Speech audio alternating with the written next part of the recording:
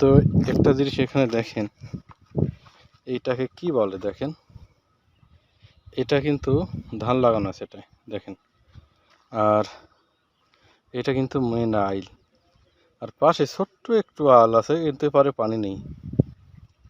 এটা বুঝতে পারছেন কি? এটা যারা জানেন তারা তো অবশ্যই বুঝতে পারছেন। এটা হচ্ছে সবার উদ্দেশ্যে বলছে, এটা হচ্ছে হাত আইল যারে বলে, অর্থাৎ আমরা গ্রামের ভাষায় বলি হাত আইলে। এ পাশে এইটুকু জায়গা পানি আসেনি, ওপাশে পানি আছে, কারণ একটা এটা দেওয়ার একটা উদ্দেশ্য আছে।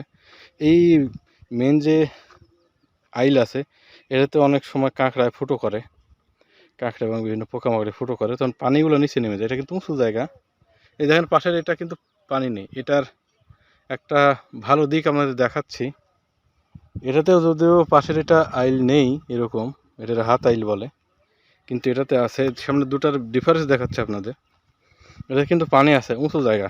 এটা উঁচু জায়গা, পাশেরটাও কিন্তু উঁচু জায়গা, সেম লেভেল, কিন্তু এটা কিন্তু নিচু। দেখেন এটা নিচু, অনেকটা নিচু নিচু আছে। এখানে প্রায় আধ হাতের মতো জায়গা উঁচু নিচু আছে। তো এখানে এই হাত আইলটা দেওয়ার কারণে এই জমিতে কিন্তু পানি আছে। দেখেন যে পানিটা দেয় সেটা এদিক দিয়ে বের হতে পারে না, এই হাত আইলে থাকার কারণে। কারণ পানি দেওয়ার সময় ভরে গেলে যতটুকু থাকে তো এইটুকু হয়। তো একটু কথা হচ্ছে যে বড় কিছু পেতে হলে ছোট ছোট কিছু ত্যাগ করতে হয়, এটাও হচ্ছে অনেকটা সেই রকম। এইগুলোতে এটা হচ্ছে একটু খারাপ হতে পারে, ফসল খুব একটা খারাপ হয় না, যেহেতু এটা সবসময় পানি থাকবে না, এবার নেমে যাবে। একটা দুই লাইন মানে দুই গোছা আর কি, একটা আধ হাতের মতো একটা জায়গা নিয়ে করা হয়েছে। তো তারপরে কিন্তু এই বৃহত্তর মানে পুরো জমিতেই পানি থাকবে এবং ফসলটা ভালো হবে।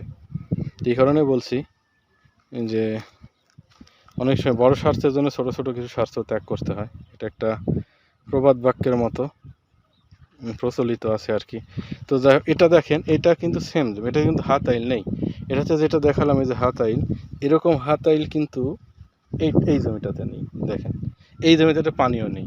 কেন নেই?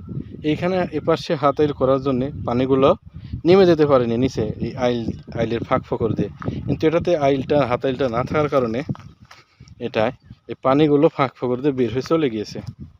এই কারণে এটা পানি নেই। দেখেন পুরো জমিটা কিন্তু শুষ্ক, পুরো জমিটা শুষ্ক,